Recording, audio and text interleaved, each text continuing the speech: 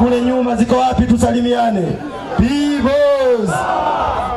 Mheshimiwa makamu mwenyekiti wa chama chetu, Mheshimiwa katibu mkuu, wajumbe wa kamati kuu na viongozi wote mliopo jukwaa kuu na watu wa Arusha, asalamu alaykum.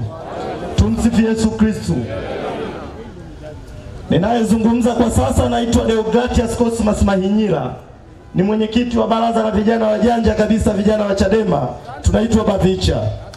Kwa sababu ya muda na mimi kwa haraka niseme mambo yafuatayo.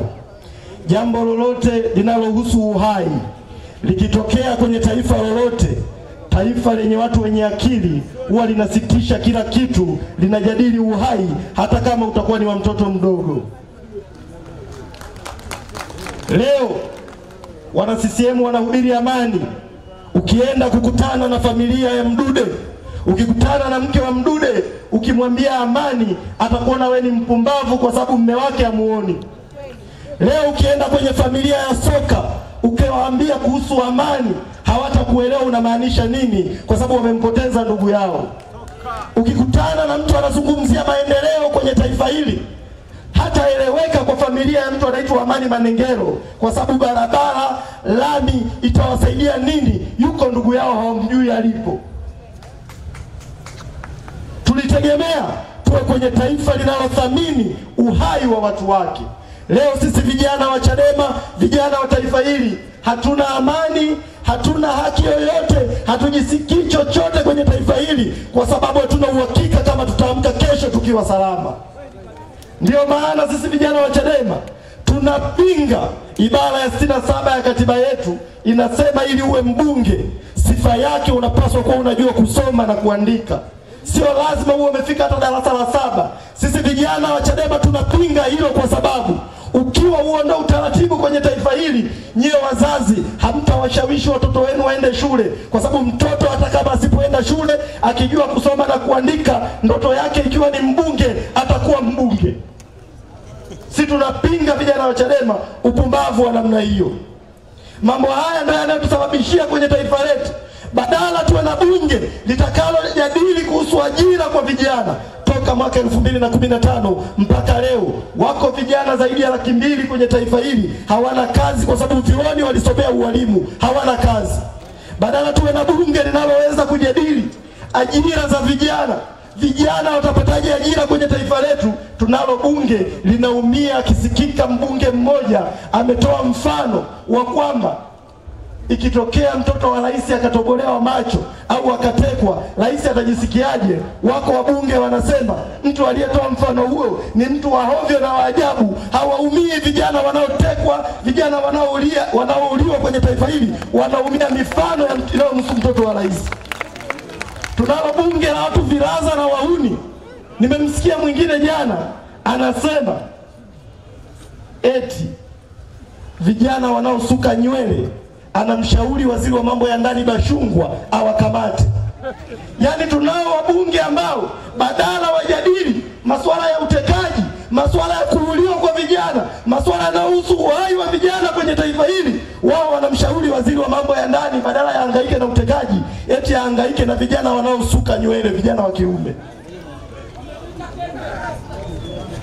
Wako wabunge wanaoita kenge. Mwingine nimemsikia na yeye eti anasema kwenye taifa hili ni lazima tutafute utaratibu, kanuni za watu kula. Watanzania hawajui kula milo kamili.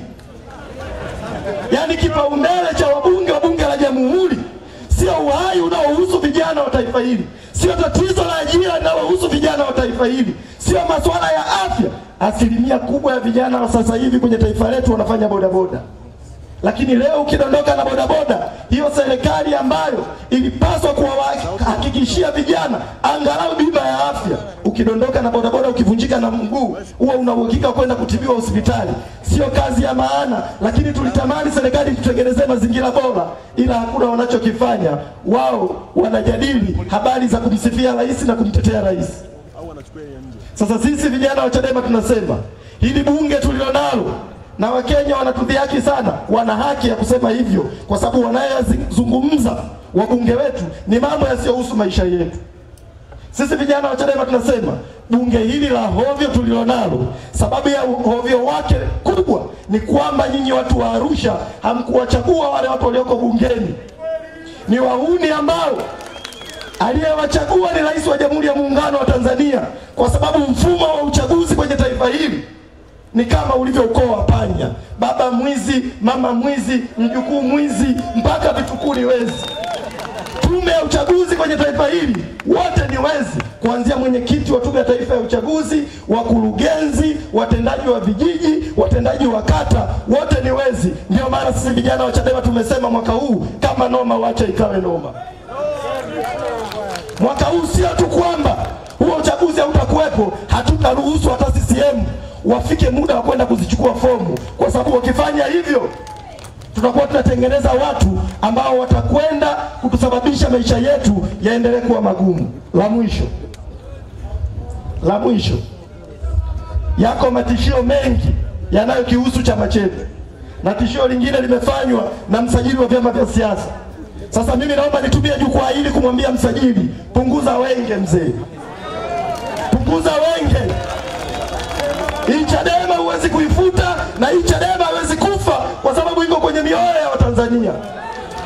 Wewe kama una lolote unataka Chadema ifanye, tulia, tutalifanya, lakini sio kwa kutupelekesha. Sisi sio mafala na hatuwezi kufanya kwa sababu umesema wewe. Kila kitu chetu tutakifanya kwa muda wetu ambao tutaamini ni muda sahihi wa kufanya. Kwa sisi hatuogopi chochote Chadema, iwe kuitisha baraza kuu, iwe kufanya jambo lolote. Lakini hata tukiamua kufanya hivyo, hatutafanya kwa sababu wewe umetuambia, na hautatuchagulia mtu yoyote awe kiongozi wa chama hiki. Mnyika ataendelea kuwa katibu mkuu, Lema ataendelea kuwa mjumbe wa kamati kuu, Rose Mahema ataendelea kuwa mjumbe wa kamati kuu, kwa sababu sisi watu wa Chadema ndio tulioamua, na wewe hautatupangia. Kwa hiyo tulia mzee, tuliza boli, acha wenge. Hiki chama ni chama cha Watanzania na kiko imara. Asanteni sana na Mungu awabariki sana Arusha. Watu wa Arusha mmemsikia kijana.